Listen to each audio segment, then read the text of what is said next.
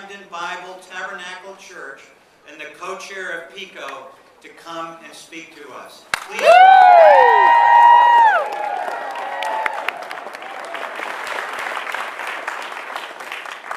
all know that it takes a long time for preaching to kind of get started. 10 minutes is just introduction.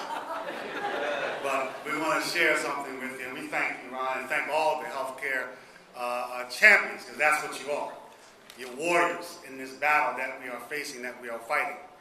And we're all together. And from the standpoint of PICO, which is a nationwide organization, and we're in 17 states, and we represent millions of folks. And my local organization is called Camden Churches Organized for People. I'm in Camden, New Jersey.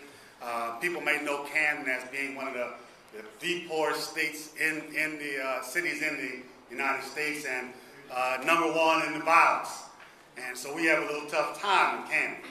But that does not depress my spirit and never has discouraged me from fighting for my people. And so from the PICO standpoint and from the CCOP standpoint, we operate by faith. And I understand you guys had a strong faith rally earlier.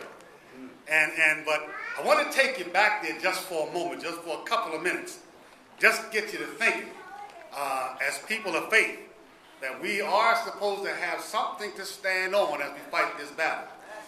And so I want to encourage you to think about just this little theme I'm going to drop into your mind real quickly. I'm going to get in your way and out of your way real quick. That giants do fall.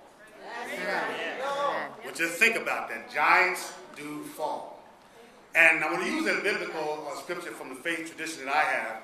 It comes out of the book of 1 Samuel, chapter 17, verse 47.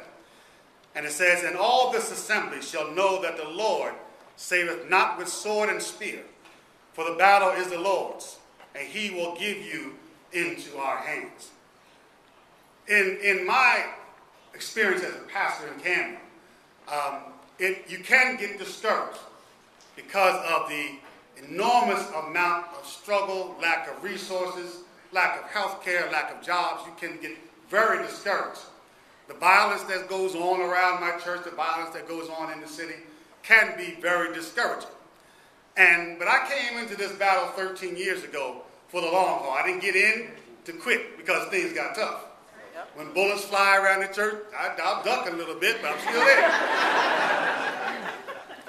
But when I think about it, I'm in this thing for the long haul. And I have some giants that I battle on a day-to-day basis in Camden, New Jersey. And we have some battles that we will face, and many of you have been in this battle for a long time. You've been challenged, gotten right to the brink of success and had things pulled out from underneath of you. But I still believe that the God that I serve is able to do anything but fail. And so I was privileged, as was stated earlier, that last year this time, the S-chip bill was signed. And I sat behind Michelle Obama as President Obama signed the S-chip bill. After it had been shot down, after it had been thought to be dead, the giants do fall. They fall. The story of David and Goliath is probably well known to many of you. When David, the last son, who was thought to not be worthy of being a king, was chosen to be king. And David became a valiant warrior. And there was an instance where David, the army of the Philistines, had this great warrior named Goliath. And nobody wanted to mess with Goliath because he was too big, too strong, too many resources, too much power, too much visibility. And nobody wanted to mess with Goliath. But David had an experience based upon his faith with God. And he said, I'm going to fight Goliath based on what I have and based on what I'm used to fighting with.